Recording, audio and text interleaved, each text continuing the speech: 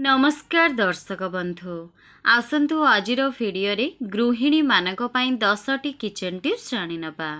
1 number paneer biryani तैयारी करिबा पई हेले पनीर को मैरिनेट करिबा समय रे सेथिरे किछि चाट मसाला एवं लेंबू रस मिसाइबा द्वारा बिरयानी रो टेस्ट आहुरी अधिक बढ़ी जाई थाए। 2 नंबर मसूर डाली रोषेई करिबा समय रे सेथिरे किछि तेंतुली रस एवं छेचा अदा एवं रसुण उपयोग करंतु। एहा द्वारा मसूर डाली बहुत स्वादिष्ट होई थाए। नंबर 3 अंडा ब्रेड कटलेट तैयारी करिबा समय रे मिश्रण रे गोलमरीच पाउडर एवं किछि मैगी मसाला मिसाइबा द्वारा कटलेट आहुरी अधिक स्वादिष्ट होई थाए। 4 नंबर तरकारी एवं डालमा जदि तळु पोड़ी जाई बास्ना हुए तेबे कला जीरा एवं पानमधुरी को हल्का भाजिकी गुंड करी तरकारी एवं डालमा रे मिसांतु।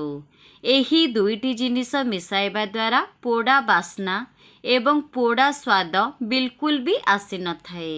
5 नंबर अटा सुजी मैदा मांडिया एवं बेसन को अधिक दिन रखिके खाइले धीरे धीरे एहार पोषक तत्व नष्ट होई जाए एवं पोक मध्य लागि जाए। तेणु एहाकु चक्कीरे पेसिबा परे 15 दिन मध्यरे खाइदेबा उचित होई थाए। 6 नंबर सुजी हालुआ तैयारी करिबा समय रे सुजी रे किछि बेसन मिसाई हल्का भाजिके हालुआ प्रस्तुत करंतु। देखिबे हालुआ बहुत स्वादिष्ट हेबो काहेकि ना बेसन मिसा सुजी हालुआर कलर एवं टेस्ट आहुरी अधिक बढ़ी जाई थाए। 7 नंबर सुखिला लाल लंका ग्राइंडिंग करिबा समय रे सेथिरे लूण एवं गोटे चामच सोरिष तेल मिसांतु। एहा द्वारा लंकार रंग गाढ़ा होई थाए। ता सहित ग्राइंडिंग करिबा समय रे कास किंबा छिंक होई न थाए। 8 नंबर जदि तरकारी रो टेस्ट बढ़ाइबा पई चाहुछंती तो ताहाले मसाला कसिबा समय रे किछि दही सहित अल्प चीनी मिसाई कसंतु। देखिबे तरकारी रो टेस्ट एवं बास्ना आहुरी अधिक बढ़ी जिवो।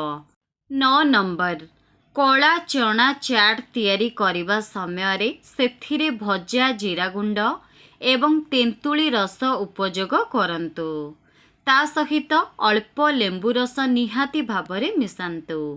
एपरी कले चना चाट रो स्वाद 2 गुण अधिक चटपटा होई जाई थाए।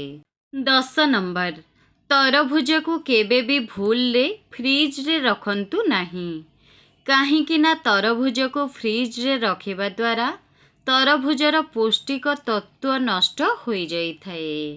दर्शक बंधु संपूर्ण भिडियोटी को देखिथिबारु आपण मानकु बहुत बहुत धन्यवाद।